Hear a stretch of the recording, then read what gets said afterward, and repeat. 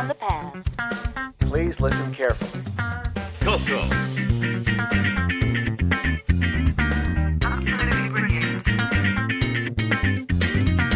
Welcome to the CoCo Crew Podcast. A delicious adventure into the world of retro computing news and information. Featuring the Tandy Color Computer. Hey, you got your CoCo 3 yet? CoCo.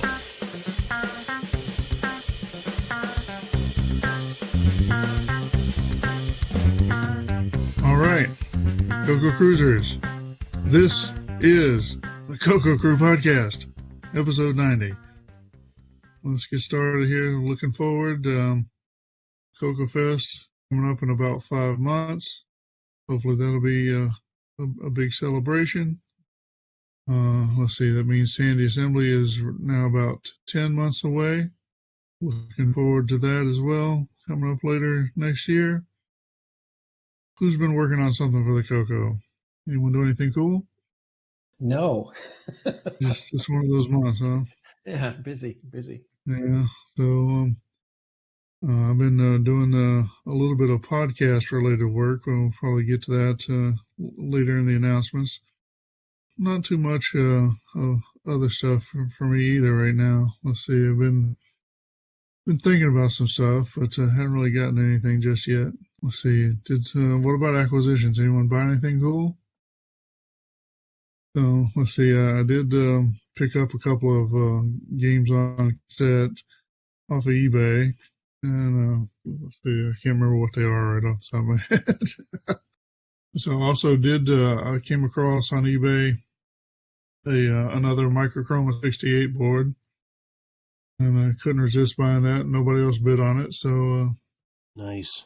So yeah, I'm like 90% of the installed base, I think, for Microchroma 68 these days.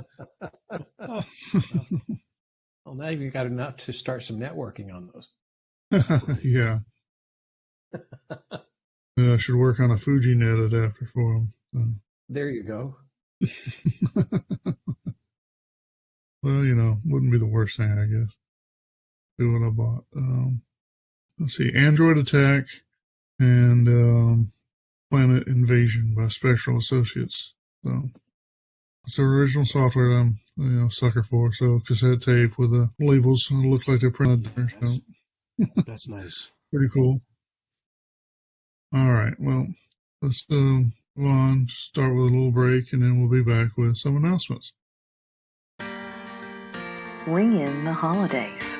Ring out the year. With the MC10. Love and good cheer. Take home an MC10 for the holidays. MC10 for the holidays. What's a celebration without the MC10 microcolor computer to lend sparkle and elegance, and the Jim Gary collection of games to keep things bubbling along?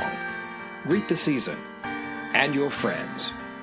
MC10 for the holidays and all year long. Remember when we used to play computer games with cheap plastic joysticks? Our fingers would ache for days. Put the past behind you.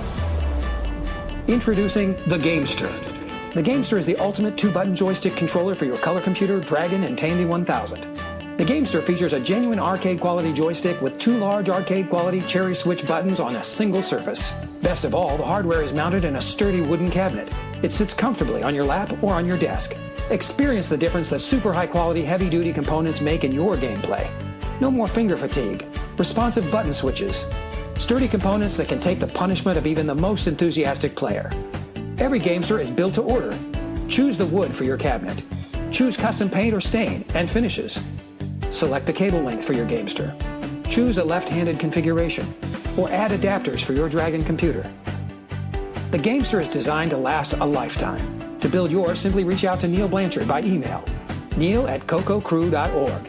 That's NEIL@CoCoCrew.org. Experience genuine arcade controller action for all of your favorite color computer, Dragon, and Tandy 1000 computer games. For true arcade action, it's the Gamester. Welcome back, CoCo Cruisers. Now it's time for some announcements.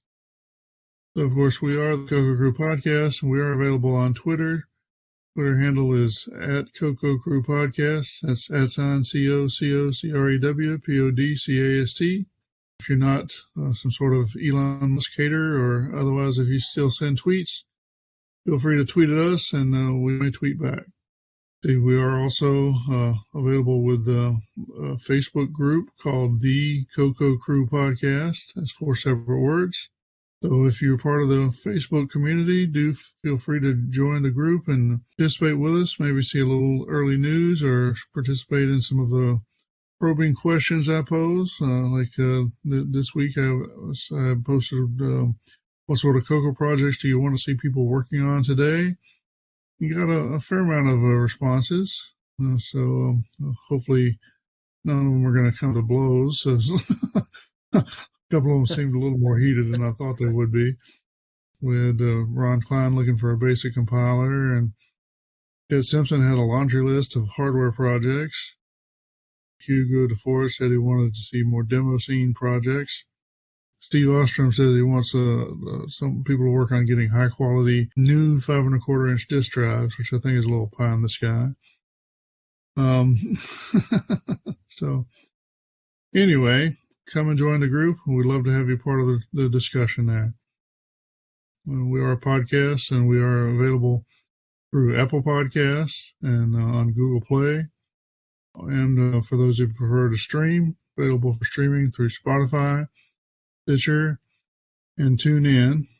And of course, for some time I've been taking the audio podcast and converting them to a video form that we post on YouTube. So there's a playlist available there if you prefer to consume the podcast through YouTube. One advantage to doing that is YouTube does a pretty good job with subtitles. So if you have a hearing disability, or perhaps if you're just not a native English speaker, it might be useful for you to have the podcast or to have the subtitles so you can consume the podcast a little more easily.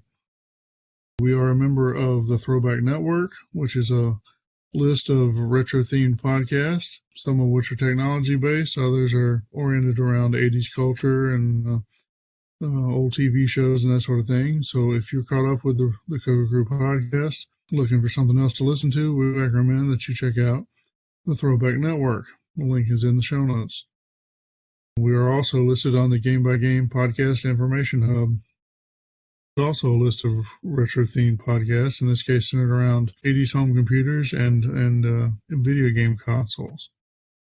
So again, if you are caught up on the CoCo Crew Podcast and looking for something else to listen to, we recommend that you check out the Game by Game Podcast Information Hub.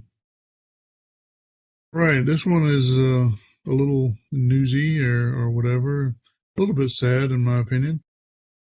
So for years, the show audio for the CoCo Crew Podcast has been hosted by Cyber Ears, and they reached out to us early on, offered to host our podcast on their site. And so all your downloads, all the bandwidth, networking bandwidth and such has been taken care of by them. But unfortunately now it seems that Cyber Ears is going out of business. And so by the end of the year, we will have to switch to a different hosting provider. Stay tuned and bear with us. And as we work that out, I think we'll have no problem getting somewhere else. But hopefully we'll even be able to leave or redirect the link for our RSS feed for those of you using the RSS feed directly. And, hopefully this is a no-op for most people, but just so you know. I want to add that I'm going to miss you saying that introductory phrase for every podcast. It's going to sound so weird not hearing that. Cyber Ears. Your audio on your terms. Absolutely. Spoken like a true Paul Harvey kind of voice. Yeah, well, maybe we can find a new provider to honor something like that. But, of course, we're not the only ones that Cyber Ears has hosted. So if you're a consumer of podcasts or retro computing podcasts, there'll probably be a whole slew of us that have to move now. But so if you want to reach out to the host of the CoCo Crew Podcast via email. We have 3 email addresses set up that will reach all of the hosts. Show, SHOW, at CoCoCrew.org. That's @CoCoCrew.org. We also have podcast, PODCAST, at CoCoCrew.org. And feedback, FEEDBACK, at CoCoCrew.org. And if you want to reach just one of the hosts for some reason, you want to take issue with a specific comment or something like that, then each of us is available. I'm, of course, available as John, JOHN, at CoCoCrew.org. Neil is available as Neil, NEIL, at CoCoCrew.org. Mike is available as Mike, MIKE, at CoCoCrew.org. And Boise is available as Boise, BOISY, at CoCoCrew.org. All right, so that's our standard announcements, and here we'll go over a few of the events in real life that we think may be of interest to some of our listeners. So first up, we've got the Midwest Gaming Classic, which is held March 31st to April 2nd of 2023, held at the Wisconsin Center, Milwaukee, Wisconsin. Midwest Gaming Classic is a trade show featuring 150,000 plus square feet of retro and modern home video game consoles, pinball machines, arcade video games, tabletop RPGs, computers, tabletop board games, crane games, collectible card games, air hockey, and that's just the start. Midwest Gaming Classic is about celebrating gaming, trying new things, learning about the gaming hobby, meeting others who share the love of gaming, and having fun doing it. I know I'd love to show up just to check out their collection of crane games. That's got to be the most funny advertised. Hopefully that's not actually the only thing there. But anyway, so again, that's March 31st to April 2nd, 2023. Coming up after that, we have Vintage Computing Festival East. That is being held April 14th through the 16th, 2023. At the InfoAge Science and History Museums in Wall, New Jersey. Cool event, a great event. They always have a good set of computers on display, including some a little bit larger machines, mini computers, even some mainframe stuff, I think. They also have a museum on site. So, pretty good event. It's a historic setting there at the old Marconi site. Definitely check it out if you're in the northeast part of the United States. Looking for a retro computing show? This is the one for you. April 14th, 16th, 2023. So, July 22nd through 23rd of 2023, the biggest retro gaming event in Texas. That's the Classic Game Fest. Enjoy 75,000 plus square feet of retro video games and fun at the Palmer Event Center, overlooking Lady Bird Lake and the downtown Austin skyline. The Palmer Event Center is conveniently located only a short walk from many hotels, restaurants, bus stops, and bike rental stations. I don't know if anyone's been to this one, but hopefully it's a good one. I think that one was recommended by a listener at some point. Check it out. Coming up in July 28th through the 30th, Southern Fried Gaming Expo. This is being held in Atlanta, Georgia at the Marriott Renaissance Waverly. The Southern Fried Gaming Expo features more than 300 arcade and pinball machines, dozens of new and retro console systems, a massive tabletop library, RPGs, wrestling, music, tournaments, a vendor expo, exciting panel sessions, guest speakers, and so much more. Game all weekend at SFGE 2023. It's a cool event. I've never actually made it myself. I know Boydie and Mike have been. Do you guys give it a thumbs up? Yes, definitely. Great show. Cool. Well, so definitely if you're in the southeast part of the United States and looking for, a comfortable, mild climate area to go in mid-July or into July, who could think of a better place than Atlanta? But coming up April 22nd through 23rd of 2023, we have the 31st annual last Chicago CoCo Fest, held at the Holiday Inn and Suites in Chicago, Carroll Stream, in Carroll Stream, Illinois. Haven't been to the venue. It's a new venue, so but this is the big event that we all were once familiar with. And so Should be a good CoCo event. It's the CoCo event sponsored by Glenside and kind of the Godfather event for the community. Been around, like I say, for 30 years now. Coming up on its 31st event this 2023. Make your plans now. Maybe we'll see you there. I don't know. I'm not sure if I'll be there this year or not, but might be. We'll see. All right. Well, that's the end of our events. So now we'll take another break and we'll come back with some news. Fort Knox. More than 5,000 tons of precious metal lie behind a 22-ton vault door. The walls are concrete-lined granite.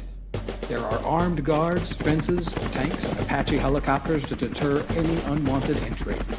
Stealing gold from Fort Knox is virtually impossible. But how do you protect? Toilet paper?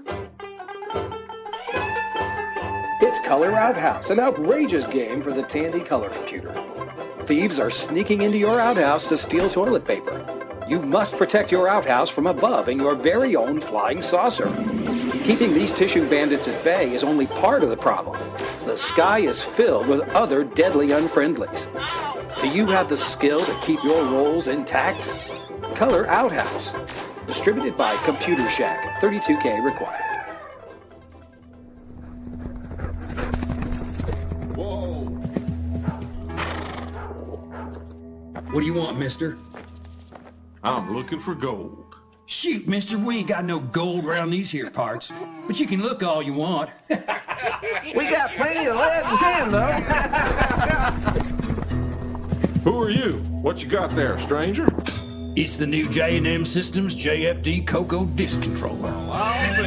It sets a new standard in performance and quality. Its built-in digital phase lock loop data separator means no need for adjustments, ever. And the card contacts?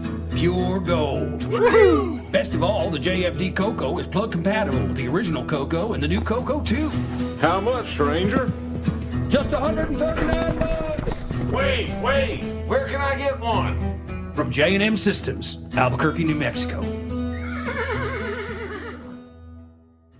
Hope you enjoyed the break. Now it's time for some news. The first news item is 19 Years is Enough or Not by Dennis Bathory Kitts. Dennis Bathory Kitts is the administrator of the multimedia CoCo list, and he posted a message asking the question whether the list, the mailing list that has been going on now for 19 years, should go on. I think, John, they decided that they would go on, correct? Yeah, that's the way I read it. It's at least no change for now.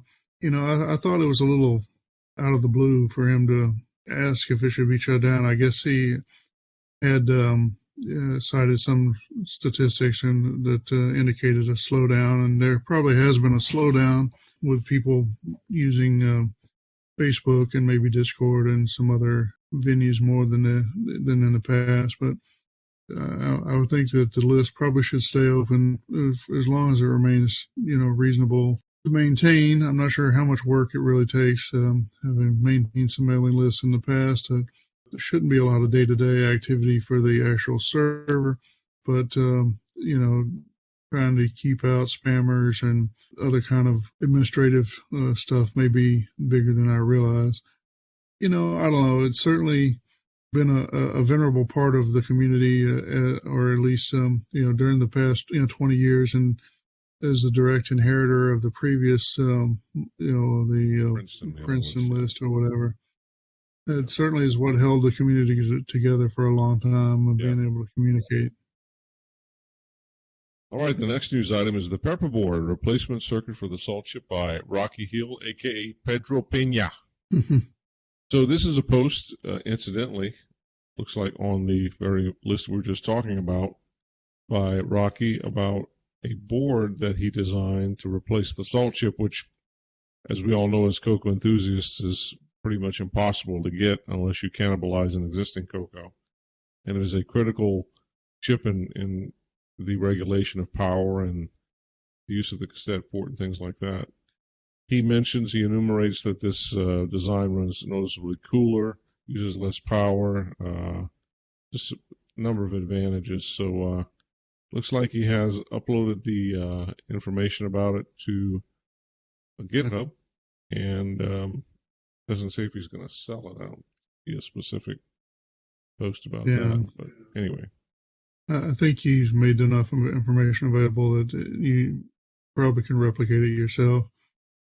And I don't want to take anything away from that design. It's certainly a boon to those of us who want to keep CoCo 2s and 3s running in the future. I do recall, though, that someone in the community at one point bought, a batch of some number, a large number, in the dozens or more. I don't remember exactly who that was, and I don't know since I don't know who it was, I don't know if they're still in the community or if those chips are available at all. These were salt chips? Yeah, I think there was someone who had them. But, if you are that person and want to reach out with a reasonable offer, I'd be open to collecting them, I guess is the right term, but to having them as a resource for the community. But maybe just be talking to my own memory here, or my failing memory, or reach out if you say, right? Too much salt is the second thing to go. it. Yeah, definitely too much salt. The next news item is, here are some ringtones I made from beloved Tandy Color Computer Games by Montana Queering. This is a website that has looks like some ringtones from Temple of Ram and Doubleback. Now, I haven't listened to these. I don't use custom ringtones on my phone, but I know a lot of people do. And if you're nostalgic about ringtones and about specifically the CoCo, you ought to try them out. Yeah, if you've got a little group of CoCo friends that you call on the phone regularly, or they call you, then you can give them each a CoCo game theme, and you can have something cute to prepare you for CoCo talking when they call you. A hardcore ringtone would be like, audio of a cassette game loading or something, The Devil's Screech. Cool. That's funny. Yeah, there you go. For your mother-in-law. Yeah. Lucifer's Calling. Anyway, the next news item is new AGD converted games pack 58, 59, 60, and Big Packs version 3.1. This is posted by Per Surratt. Per is, of course, a big advocate of using these AGD games and bring them to the CoCo. Lots of great work here. He continues that work and mentions this, or announces this, I should say, on the CoCo multimedia mailing list. Once again, proving that the list is still past purpose. All right, the next news item is Old 6009 Computer Lives Again on Breadboards by Al Williams at Hackaday. This is a Hackaday page post. Al Williams took, and he's got a great picture, by the way, on the post, took 6009 and some other support chips and breadboarded a working 6009 computer, even documents it on YouTube with a video. Very nice work. Very good work. Yeah, it's always nice to see people keeping the old technologies alive or whatever. Yeah. So it's always good to want us to 6009. The next news item is Redditor discovers legendary 1956 computer in grandparents' basement by Benji Edwards at Ars Technica. This is an interesting article. I've never heard of this particular computer. It doesn't look familiar to me. It looks like an ice chest, actually. But this gentleman found a very rare LibraScope LGP30 computer in the basement of his grandparents' house. Yeah. When I first saw the picture on that article, I thought he had found the Whopper from War Games. Something like that. The next news item is related to the Ars Technica article that I just mentioned. There is another article by Benji Edwards about building a shelf-sized vintage computer museum made of paper. This looks like a pretty fun little project. Some little cutouts of Apple Macintoshes and other retro computer systems that you can print out, I guess, on a color printer, John, and Yeah, it's like I said, it's for those who have an arts and crafts bent, I guess. It's something that some people seem to enjoy. So nice. The next news item is What Happened to Tandy Computers by Dave Farquhar. This is a post, looks like it's dated September 26th, that goes into the rise and eventually the fall of Tandy Computers. Now, he doesn't focus specifically on the CoCo here. It's more of just the general, the Tandy 1000s, that kind of thing, looks like what he talks about, and mentions the fact that Tandy sold, obviously, its computer operations to AST back in 1993. So a little bit of history there. The next news item is Carl England Must Be Stopped by Alan Huffman. I think that's hilarious. Carl obviously is a venerable gentleman of the color computer world who's done some terrific work in the field of cracking copy-protected disks, not, of course, for you to get around and rip off software authors, but just for the challenge of it. And actually for preservation, right? Because a lot of these disks, sure, at this point, how are you going to make copies of them, right? So in this article, it looks like Alan goes on about how Carl was showing how to game the RS-DOS disk directory to do some interesting tricks with file names and vertical spacing. Yeah, like I said, new lines and backspaces and stuff in the names. Pretty nifty. All right, well, let's move on. So the next link is a YouTube video from this Grand IT Guy in Action is the YouTube account. And I'm pretty sure this is Joe Grand, who is a kind of a long-time YouTube electronics hobbyist kind of guy. And I've seen him do a lot of videos on electronics kits and projects and stuff. In this case, he's repairing an old phone from the pictures. It looks like a fairly standard tone pad in the middle of it's like a desk phone or something like that, but kind of slimline, so a little more stylish than the old AT&T phones or whatever. But it says cool device from the fall of communism in Poland. So from the video description, it says a somewhat surprising repair of the Polish Narcissus 270, that's a Narcissus 270 wired telephone. At the same time, you can see how such devices looked like inside and learn a bit about how they worked. You want to come back to the 80s for a while? Welcome. So if you're into electronics repair videos or just historical, looking at some old phones or even old stuff from behind the Iron Curtain, it might be fun to just check it out and see what Joe was up to there. So check it out and enjoy. All right, the next one is a link from Joel Reese. Again, back to the multimedia mailing list, just to show you it is still viable. And this is back to VTL2. So we talked about that in the last, I think we've had links in the past couple of episodes. Here he says, I've been reminded I've been lax in posting my progress with VTL2 here. So he has a link that says a very short and incomplete introduction to the language. There's another link that says bringing it up on the MC10. And then a third link, initial transliteration to the 6809 on the CoCo. He's got another link, this OSDN link. I should have made a workroom repository at the start, but I was lazy. Here's a repository where I'm currently doing a partial tuning to the 6809 while I probe the logic so I can re-implement it for purposes of my own in a more disciplined runtime on OSDN, which is I guess a Japanese source sharing site. So if you haven't been checking out VTL2 because you didn't have it on the CoCo or didn't know enough about the language, here's the link to lead you on to bigger and better things with VTL2. Thank you, Joel. Very cool.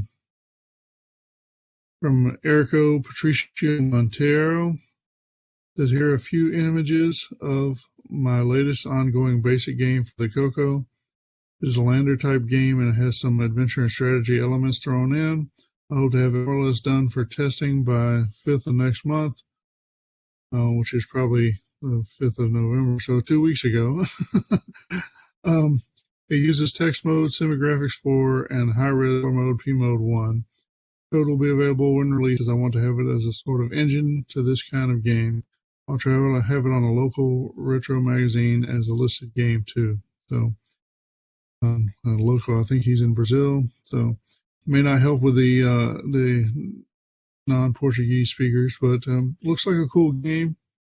So check it out, see what he's up to. Looks cool. Yeah, it's been cool to see the development progress on that. Like it'll be a fun one. Well, we have a number of related links, but so post from James Diffendafer. Just a little update to my CoCo 3 basic patch. In addition to using hardware mobile to speed up math and enable 6309 native mode if you have one. Details the patch and several programs that can benefit from it on our blog. It says the picture is a speed comparison of a ray trace without versus with the patch, but so it is free frame but I assume that you can assume that they're both trying to head to the same place and started at the same time, and one's obviously a lot farther along. So there gives you an idea of how much speed up you get from using the multiply instruction in 2309 mode. So it looks like a significant speed up for those of you trying to do ray tracing on your CoCo. And then he goes on, has a blog post for a Brownian tree and basic.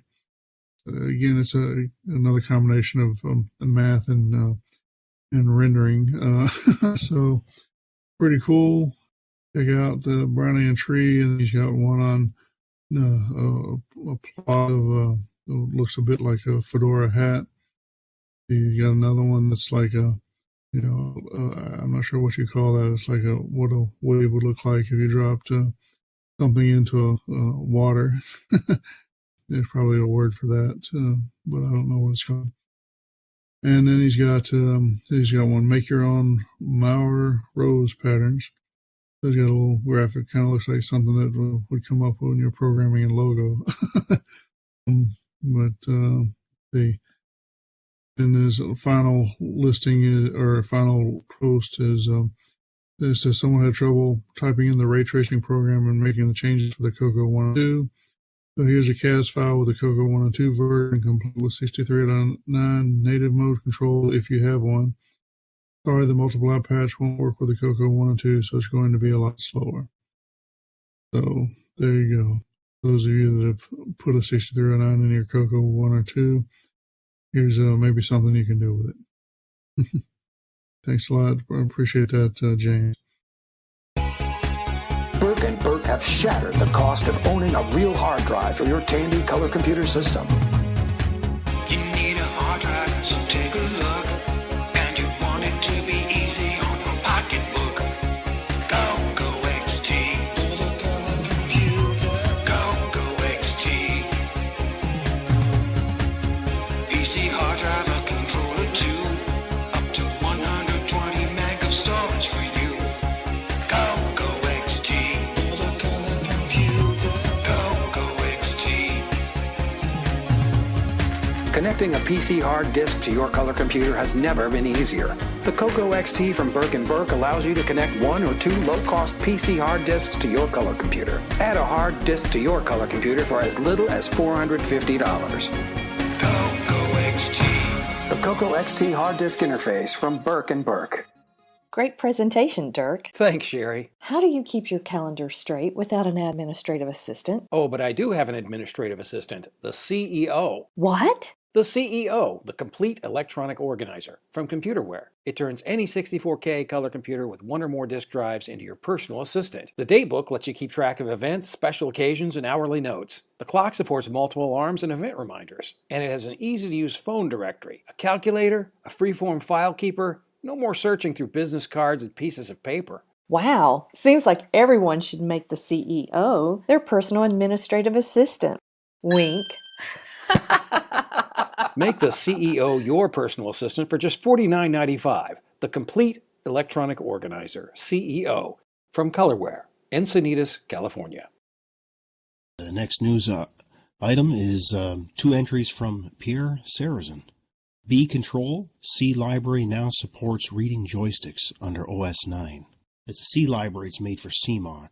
The source code can be downloaded from the CMOC homepage, which we have the link here for you if you're interested in. And his other entry is Deck B file. C library provides driver usable from assembly language program. So you can actually read and write floppy disks without actually requiring disk basic. If I'm reading that right, John? It looks like that's my understanding. Yeah. Yeah, that's pretty cool. That's a great work to see.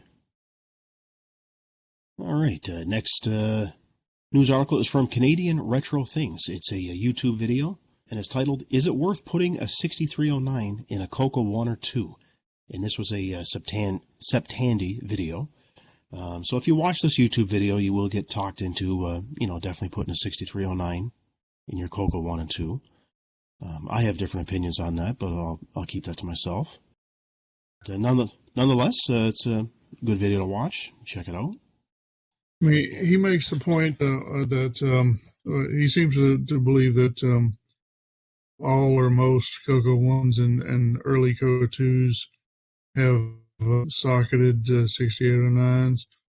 I'm not sure if that's true. I've certainly seen them, but I'm pretty sure I've seen some. So it probably depends on what you've got. If your 6809 is already socketed, then swapping to a 6309 is essentially effortless, as long as you don't bend the pins up underneath or something like that.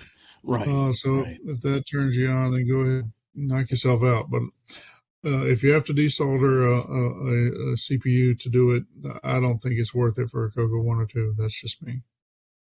I agree. That's quite a bit of effort for very little gain. Those boards are getting pretty old too, so. All right, next news article. I got a slew of them here from Jim Gary. The first one is a new text adventure for the MC10, Pirate Island by David Menny. It's a 1985 release. And then he's got another one, Computer Backgammon by Scott Adams, 1978. That's a good year. I had no idea Scott Adams actually did a computer backgammon game. And then there's another entry here, how to pilot a TIE fighter on a TRS-80 MC-10. It's kind of cool. It's just basically a brief program. I guess Greg Dion suggested for key sensing. So it's nice 8-way smooth motion. So just a little sample program, but it looks pretty cool if you watch the video. Yeah, it shows you how to move something around the screen in BASIC. That's neat. Then moving on, we have Color Backgammon, Jeff Vavasor from 2000. Mosquito by Mr. Slump, 1985. And then this is kind of neat. He did a video on SUKS, or Sucks, by Ron Davis. Now that game I actually reviewed on this podcast.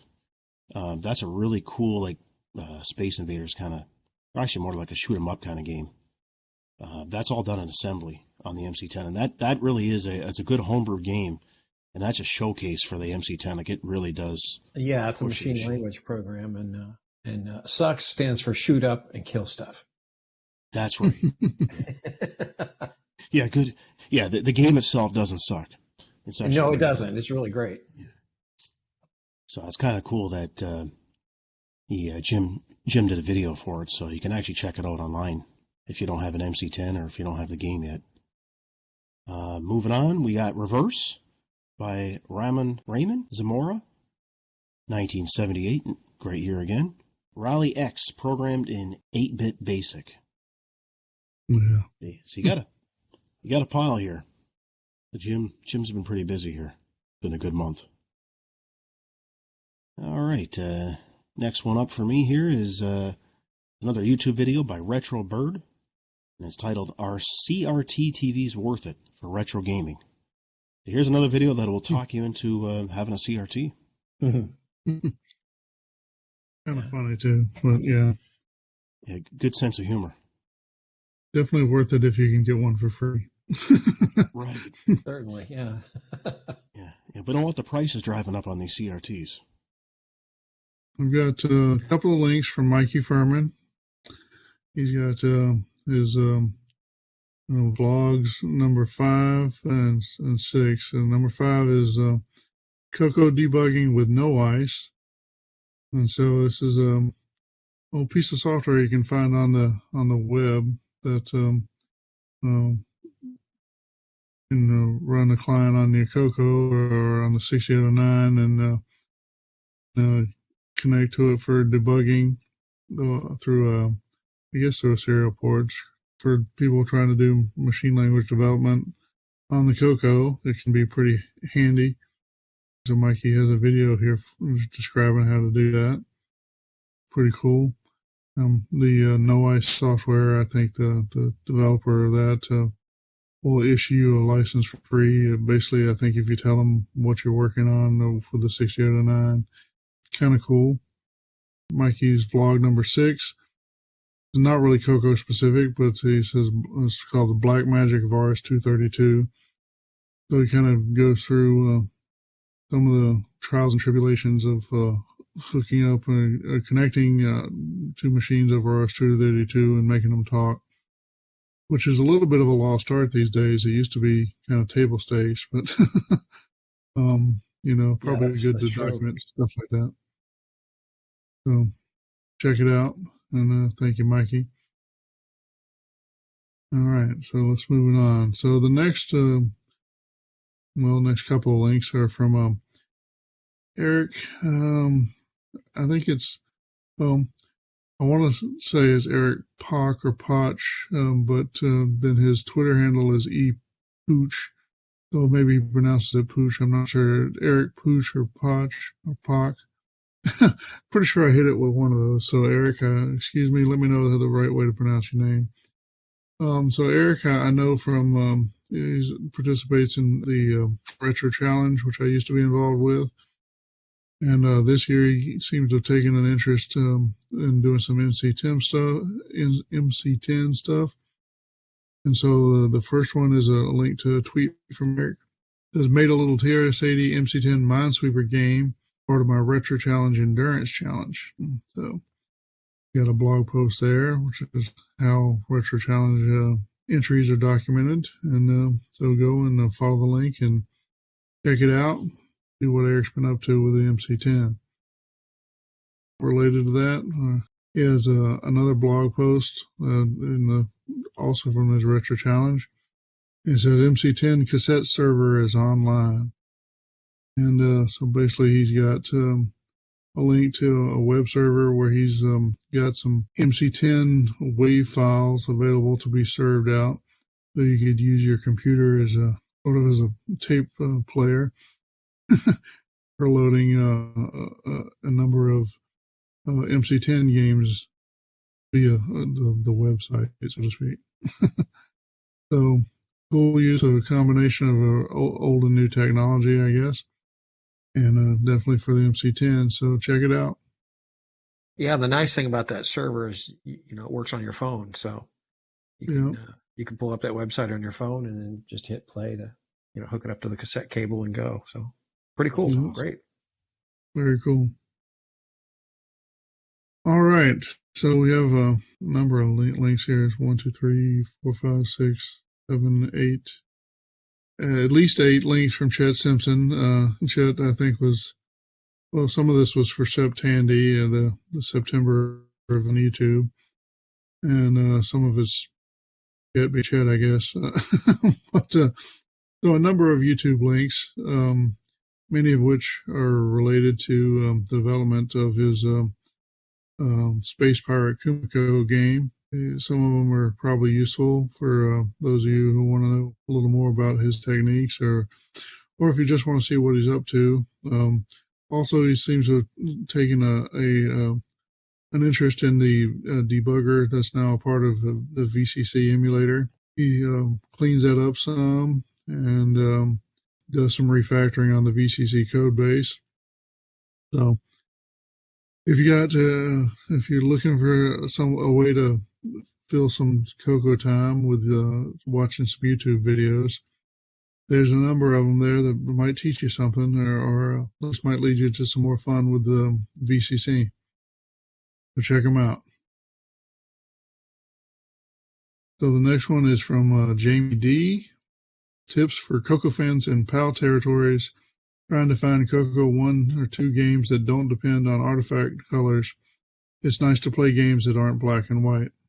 So he has kind of a punch list of things to way to find games to play on your PAL machines. Look for games explicitly for PAL machines. Search PAL on Color Computer Archive. Look at the Microdeal games. As a Microdeal, I guess, is a UK publisher. Games that give all color scheme options, like Mud Pies. Early games like Space Assault don't use artifact colors. So anyway, check out the post, and maybe it'll help you find some games that are put a little more color in your computer, especially if you're not using an NTSA display. Thank you, Jamie. All right, our next one is Adventures in Music Theory.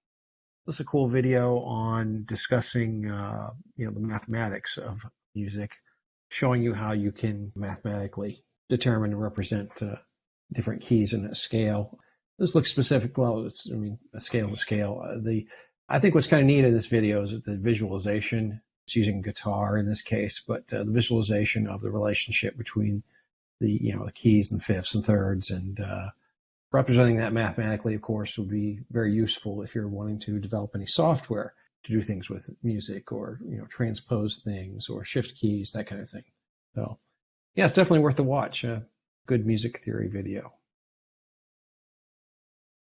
All right, moving on to our next one. It's from Leon Proven at The Register. R.I.P. Kathleen Booth, the inventor of assembly language. She was 100 years old, and she originally, in her work, invented assembly language. And of course, that was a huge contribution.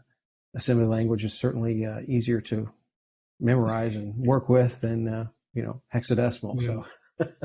So definitely one of those things that from this vantage point in history, looking back, it seems like, well, of course you're going to have something, right? But I'm sure it was a much bigger deal at the time. It was, oh wait, you can use little memorable words for these numbers that we've been typing in, or exactly. Big plus. Our next news item is from Jenny List at Hackaday.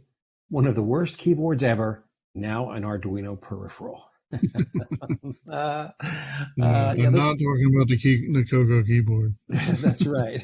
Something even worse. We're talking about the ZX81 keyboard. Those membrane keys with no tactile feedback whatsoever on them. I built the ZX81 from a kit back in the 80s, so I feel the pain there. And anybody's used one of those, or a Timex Sinclair computer, very similar keyboard layout. However, it's ideally suited because of the way the matrix is set up and everything to interface with an Arduino. If you need a keyboard, this keyboard is being reproduced. I think that's the other part of it, that it's a keyboard that's available again. So, but it's a fun article, and if you're a fan of these Timex Sinclair computers, you would probably get a kick out of reading this article, or maybe even interested in setting one up on an Arduino.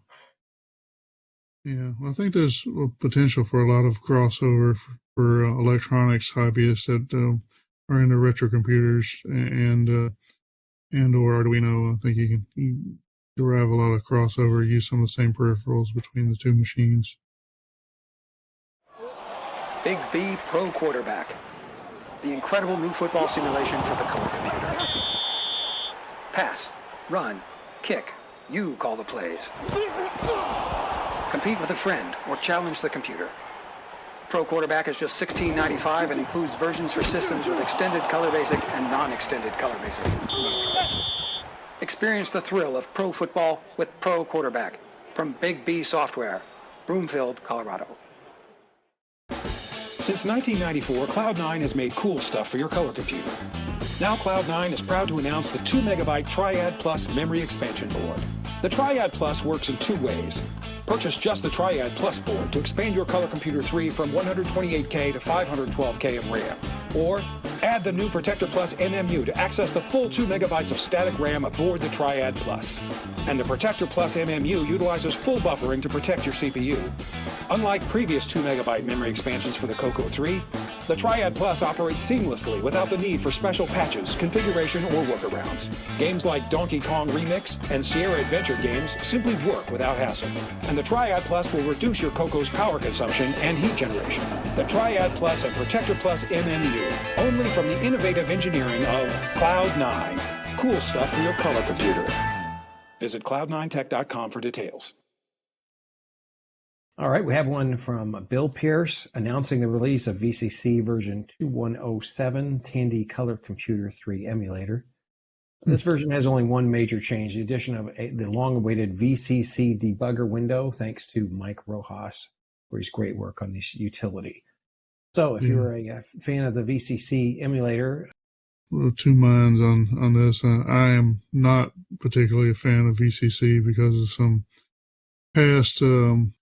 liberties or whatever the whoever developed VCC took with their emulation, and it's, I guess it really got the user interface right for people, because people love using it, and I don't think it's ever been particularly good as an actual accurate emulation of the CoCo, but people continue to use it, and at least they're seeing some improvements, and so there you go. All right, our next article is Explaining Computers. It's from Explaining Computers at YouTube. It's the PicoMite running a BASIC on a Raspberry Pi Pico, I guess. PicoMite. Not sure how that's pronounced. But this is BASIC running on a Raspberry Pi. That's pretty cool. So if you're already fluent in BASIC or that particular flavor of BASIC, you could start doing your own programming with the addition of having the GPIO commands available or usable as variables in your BASIC programs. Makes it very handy. It's fairly long video. It's pretty slick. Yeah, well, that dialect of BASIC, I think, is reasonably powerful, and it's running on, fairly powerful hardware. The Micromite stuff, I think, is, I don't know if it's hard to get or what, but it's always, to me, it's always had a little bit of a cloud over the support or whatever. It's open source gone wrong is sort of what happened there. But anyway, if they've got it running on the Raspberry Pi, it's a little more available. The hardware is, although people trying to buy Raspberry Pis may disagree, but at least there's some future improvements to it. And if you want to work with a more modern BASIC and a more modern environment, then that's an option for you. All right, here's one that's near and dear to my heart. It's from 33ASR at YouTube. It's Teletype ASR33 emulator with sound. This thing is awesome. I love it. It's a terminal emulator that emulates a Teletype, a Model 33 Teletype. I actually grew up with one of these in our house as a kid. And we turned it into a printer for our TRS-80 Model 1. That's what we ultimately did with it, but it came from an old PDP-8i system. If you've never used a Teletype, those things are just noisy as can be. Big motors running in them, and then, of course, the relay-driven type going on it. So what's fun about this terminal emulator is it emulates the sounds. So you hear the typing, and when it's not typing, you just hear the motor running. That's awesome. You hear the paper advancing, and it looks like when you're typing, it looks like it's typing on the paper. If you've ever used a Teletype, or even later like a deck writer, something that a computer terminal actually used paper, even the backspaces, are like a backslash of the letter you deleted, and it's a unique experience. So if you haven't lived that, and it's slow like a Teletype as well. So. probably don't want to use it for super productive work because it's so slow, but it definitely captures the feel and certainly the sounds of using an original teletype. So that's a fun one. I think that's in Python, so I think it'll run pretty readily. Grab the code. I think it's a GitHub repository is what that's set up on, but a lot of fun. This next one is from Grant B. The CoCo 123 end of summer newsletter is ready for your reading pleasure. So if you're a fan of the newsletter from the Glenside Color Computer Club, that is available. You can follow the link. Yeah, it's a little more manageable in size than what we have been getting, I think, now that Grant's taken over. So they were getting to be extra long with a lot of repeated news, or at least repeated if you were a fan of any of the CoCo podcasts that exist, shall we say. All right, this next one is from Casey Basile at SoraNews24.com. Anime fans go old school, record new Ursi Gasura anime on beta and period appropriate media. No, that's definitely a hardcore retro experience there.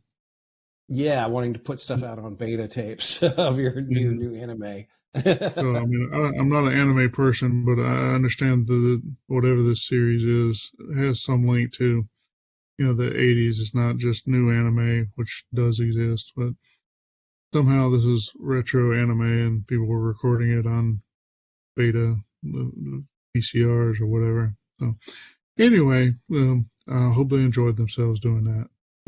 Yeah, kind of our equivalent of publishing new games on floppy disk. Exactly. All right, next news article is from Retro Hack Shack on YouTube. It's a YouTube video, and it's titled, Let's Play Arcade Games on the TR-80 Color Computer 3. What's cool about this video is, question is, are there any decent arcade game ports for the Color Computer 3? And he says, yes, I will take a look at 3 of them in this video, Rampage, Predator, and RoboCop. What I think is kind of cool about this is that these are original cartridge release games for the Color Computer 3. So they're not the later, arcade ports from Glenn Hewlett or Sockmaster. But these are the originals. And kind of a cool video to check out. Yeah, I thought it was cool as a cartridge too. Yeah.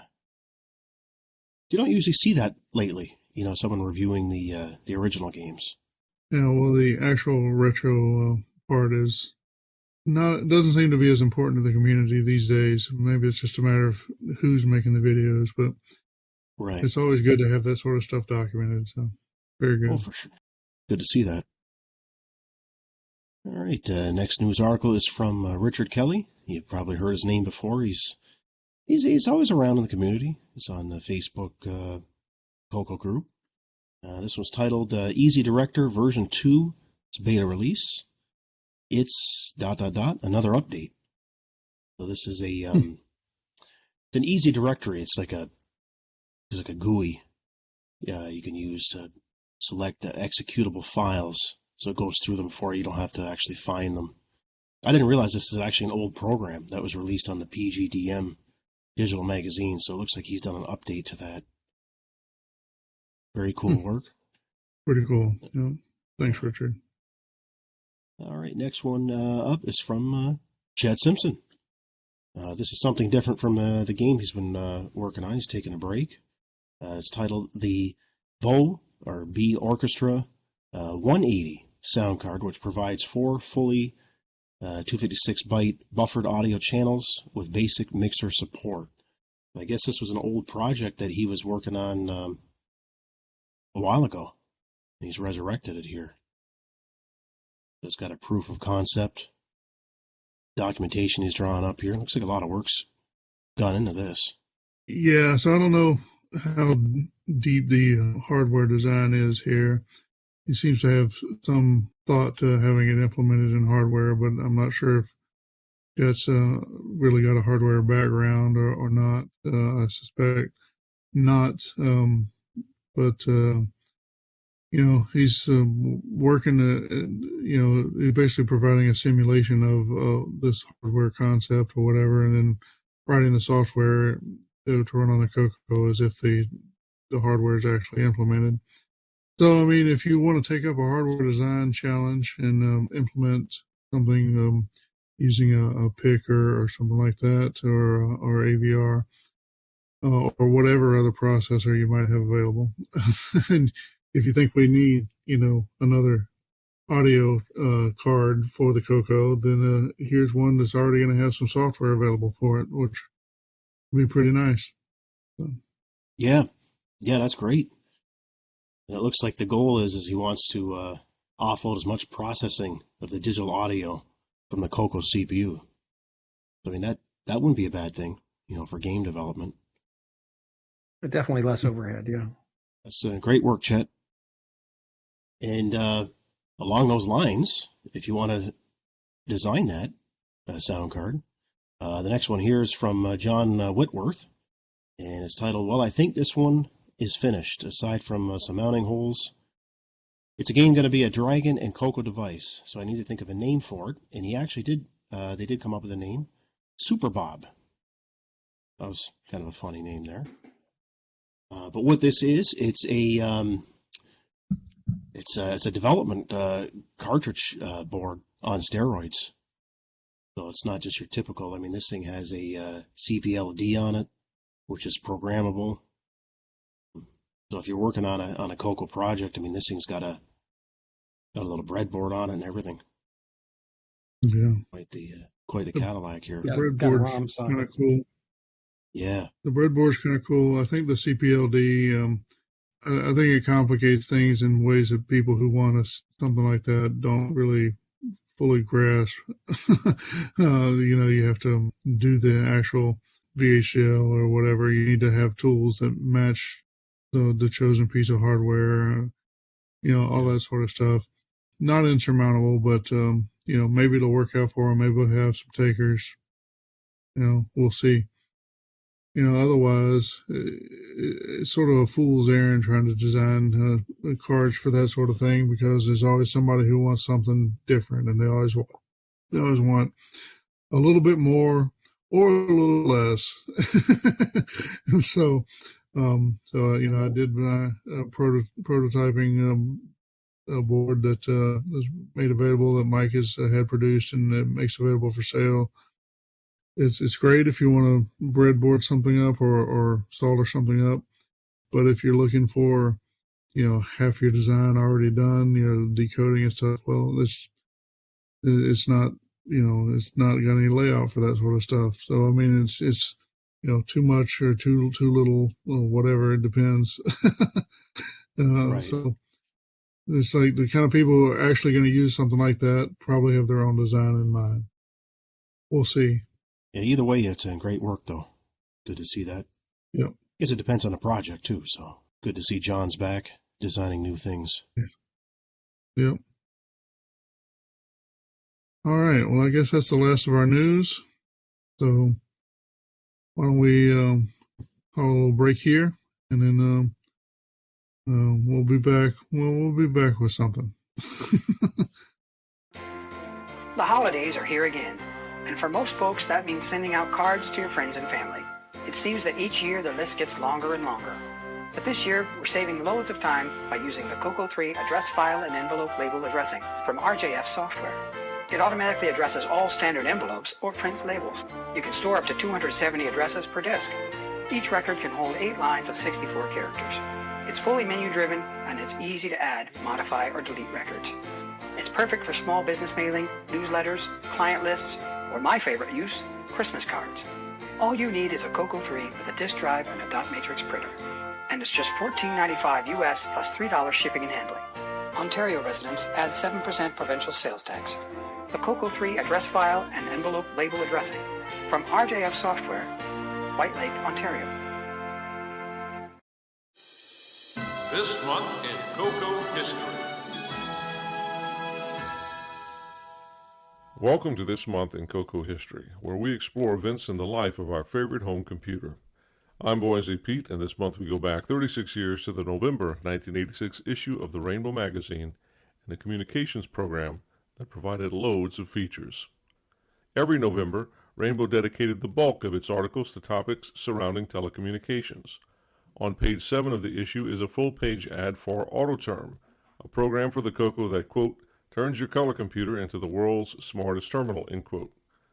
Sold by PXC Computing out of Richardson, Texas, and available on cassette for $29.95 or disc for $39.95, AutoTerm was a full-feature terminal program that allowed your CoCo to connect to the world of BBSs and other communication services of the era. Good-looking, sweet-talking, and smooth-walking is how the ad describes AutoTerm, which supported baud rates up to 1200 BPS and X modem for file transfers. It also touted a large buffer for word processing and even supported some sophisticated automation scenarios. Much of the utility of such a program is lost on modern computers today with the advent of the web. But back in 1986, terminal programs like AutoTerm were a lifeline for people who just wanted to get online.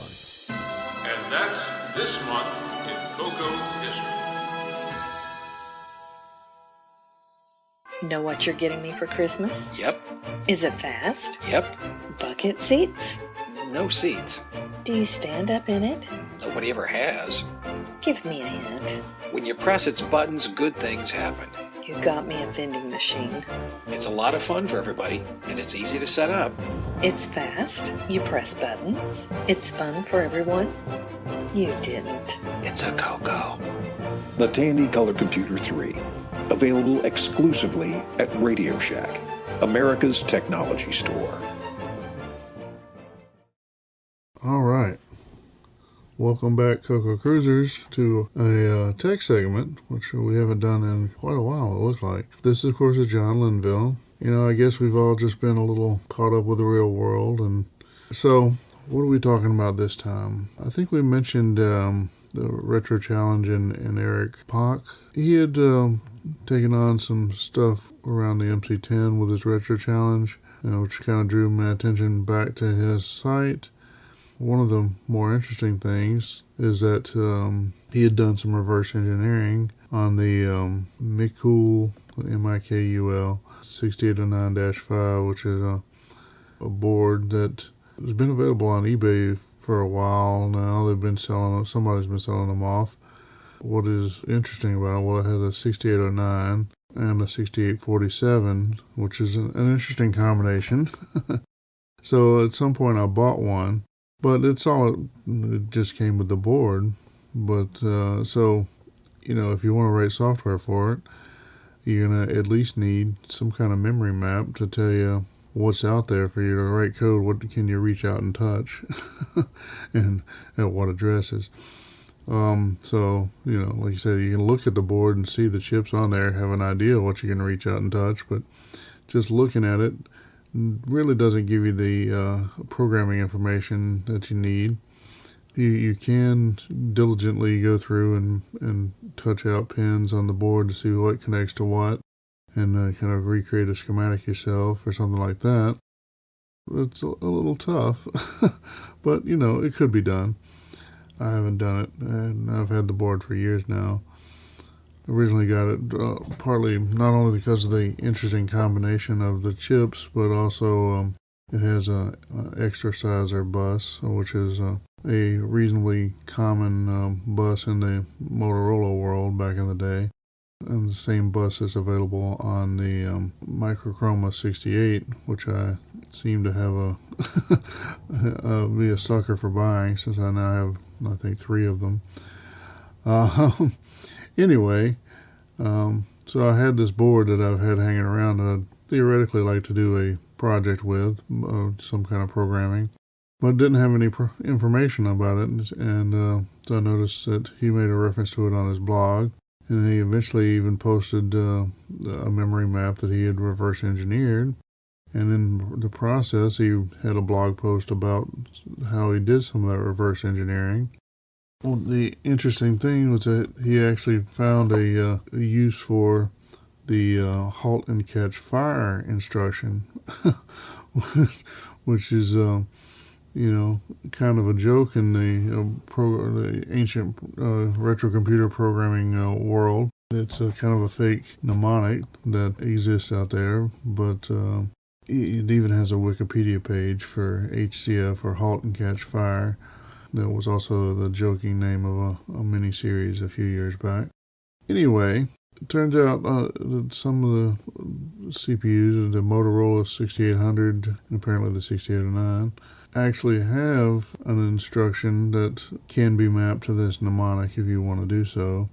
It's not an official mnemonic as far as I know, but anyway, so what does it do? Well, basically the single instruction locks the CPU into an endless loop where it just basically does a read cycle on every address sequentially, and when it gets to the end, it just keeps going. So it goes from FFFF to 0000 and keeps on counting all the way until it gets to FFFF again, and then it resets again. So just sit there and spin, and presumably draws some power and heats up, and hence the halt and catch fire. It doesn't progress in the program, and should just eventually heat up enough.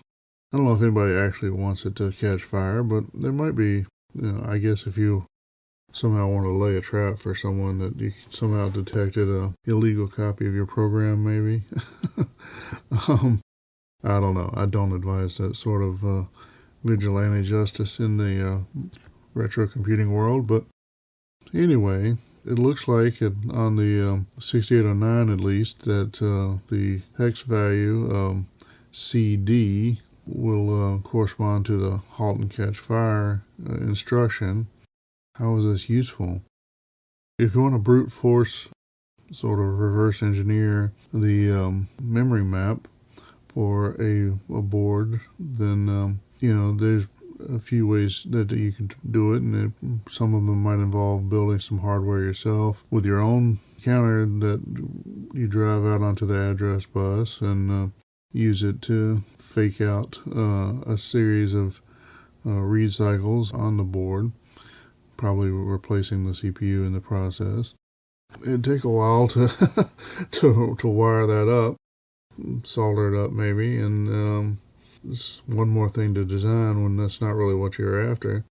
So it looks like Eric has figured out that you could use the HCF instruction to force the CPU to essentially use its own resources to increment through the series of memory addresses, and then you could use a logic analyzer with presumably with a trigger on the chip select for the various parts of interest, like say UARTs or FIFOs or other video chips or whatever else you want to know where they're at. You could actually wire up on the data bus so that the data bus always just responds back with that CD value, so that when they do the instruction fetch, it gets the halt and catch fire instruction, and then it starts executing. And so it will then walk through all the available addresses, doing a read cycle, and eventually you'll hit whatever chips you're probing with the logic analyzer, and at that point you'll be able to decode from the logic analyzer display what the address was that corresponded to that chip.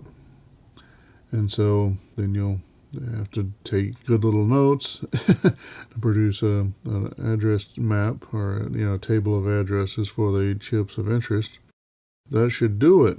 Now, to be honest, I have not done this. I have not actually executed the process I was trying to describe. This is going by my interpretation of Eric's blog post. Hopefully it's reasonably correct. If you try to make use of this information and somehow I mess it up, or if there's some nuance that I'm missing, please do let me know and send it to feedback@cococrew.org or john@cococrew.org, either one. Let me know what I'm saying that's incorrect, but I think this is a reasonable way. And you see this from time to time where someone will have a kind of a random looking board, from the past, and look, it's got a 6809 on it. And, it'll be attractive, might be cheap, $10 or something. And you pick it up and, how do you do anything with it other than just put it on display? And if you can figure out how to get power to it, then this technique might be useful for you. So, try that out. Yeah, so I don't know. Am I going to do something with the Miku board? Which these boards came out of some kind of industrial ovens, is my understanding. But reading the other parts of Eric's blog, it looks like maybe there's more than one source of them, and they were used for a variety of industrial uses. I don't really have an industrial use for one, but it might be cool just to see it work. A useful technique from a blog post out of Retro Challenge. It's not all that surprising, but maybe it's of more use to some of us than others. Is it useful to you? Well, I'd love to hear what you do with this information. So, a use for the halt and catch fire instruction. Who would have thought? All right, well, give it a try. Let me know what happens. Hopefully nothing burns. If it does, it's not my fault. It's yours. Anyway, I take no responsibility if anything does actually catch fire, but you may try to check it out and see what happens. That's all right. Good luck. Happy retro computing. CoCo forever. Clap off. Clap on. Clap off. Clap on. The clapper Lets you disrupt computing from anywhere in the room. Just plug in the clapper and a color computer, multi-pack, disk drive, almost anything that will result in shrieks of horror from a sudden power off of your CoCo. You idiot! I was balancing the checkbook! Oh! You're an asshole! Clap off. Clap on. Clap off. Clap on. The clapper. Manufacturers and distributors of the clapper are not liable for damages or negative consequences resulting from its use. A Christmas gift from Radio Shack. Before Christmas, they claimed they were bored. But then I found Radio Shack's incredible selection of electronic games. He's rescuing the fair maiden with the Kingman game. She's exploring dangerous new worlds with Zackman. And with the alien chase game, he can do space battle with an opponent or by himself. There are more gifts if anyone's bored. I won! Fascinating electronic games from $7.95 to $59.95, only at Radio Shack. Welcome back to Neil's Corner on episode 90 of the CoCo Crew Podcast. This month, I've got yet another brand new game to review for your Color Computer 3 that was just released this month on November 6 to the CoCo community. This game is called CoCoBan and was coded by Paul Thayer, aka Redbeard and Mad Lab Productions. CoCoBan requires a Tandy Color Computer 3 with 128K and a disk drive. Mouse or joystick is optional only for the level editor. The actual gameplay uses the keyboard. CoCoBan, as you can probably guess from the name, is derived from CoCoBan, which was officially ported to the CoCo back in 1988, released on a ROM pack that was one of those fun fat binary type cartridges, meaning it had CoCo 1 and 2 and CoCo 3 features. If it detected the cartridge, it was inserted on a CoCo 3. However, CoCoBan has some added twists to it, and it is hugely improved from the original. The CoCo 3 graphics and animation, great sound effects, level editor, and auto disk game save feature are just to name a few. CoCoBan is a self-discovery action puzzle game. You must move or pick up objects in the correct order to make it to the green emerald goal. This requires obtaining a key to unlock the green emerald. Sounds easy? But it's not, because you must figure out the correct order in moving the objects around. If you mess up once, you must press R to restart the level. If you choose to make your own levels, you can use the built-in level editor, which is super easy and fun to use. You can design your own levels to stump your friends. On the floppy disk, there is a file called ulevels.bin. That is the file you can copy from the disk to give to other people. Or if you don't know how to extract just one file, you can copy the entire disk and share it with somebody. I must say this is definitely a polished game, something you would have found sold at your local Radio Shack back in the day. You can download CoCoBan for free off of Paul's website, which we will add the link in the show notes. However, there's a donation button beside the download link. If you like this game, I'd suggest to send a small donation. A little can go a long way to encourage Paul to keep bringing us new games for our CoCo. Well, there you have it. Once again, another brand new game for your CoCo 3. Seems like more games being released now versus back in the day. And hey, that is a great problem to have. Until next month, happy CoCo gaming and retro forever. Big V Pro Quarterback. the incredible new football simulation for the color computer. Pass, run, kick. You call the plays. Compete with a friend or challenge the computer. Pro Quarterback is just $16.95 and includes versions for systems with extended color basic and non-extended color basic. Experience the thrill of pro football with Pro Quarterback from Big B Software, Broomfield, Colorado. Well, it's that time again. We have reached the end of the podcast. As usual, I'd like to thank our host, John Linville, for procuring all the news articles and giving us informative tech segments. Mike Rowan, for painstakingly editing the podcast and creating those fun commercials. Boise Pete, our CoCo historian. He remembers it, so you don't have to. Last but not least, we'd like to thank all of you who listen and support us each month. We also really appreciate your feedback, as we do like hearing from you. Until next month, happy CoCoing and retro forever. It's a blast from the past. Please listen carefully. CoCo.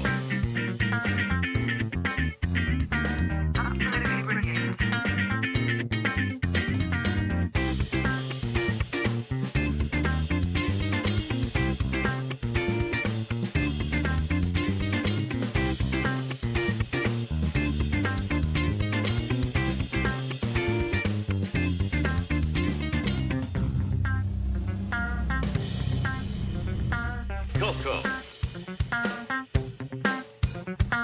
CoCo. CoCo.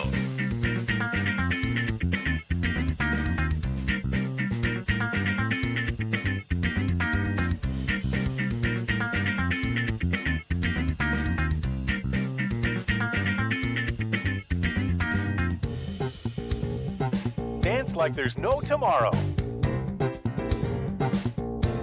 What is this crazy rock and roll music anyway? It's a blast from the past.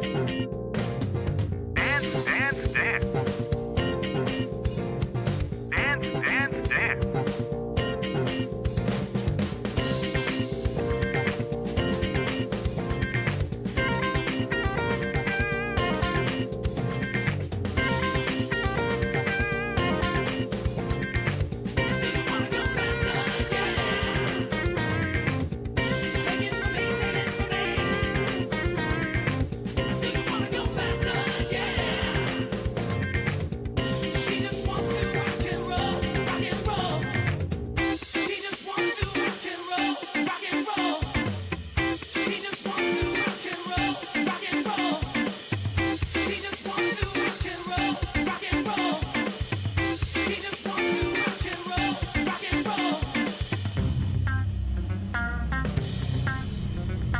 CoCo.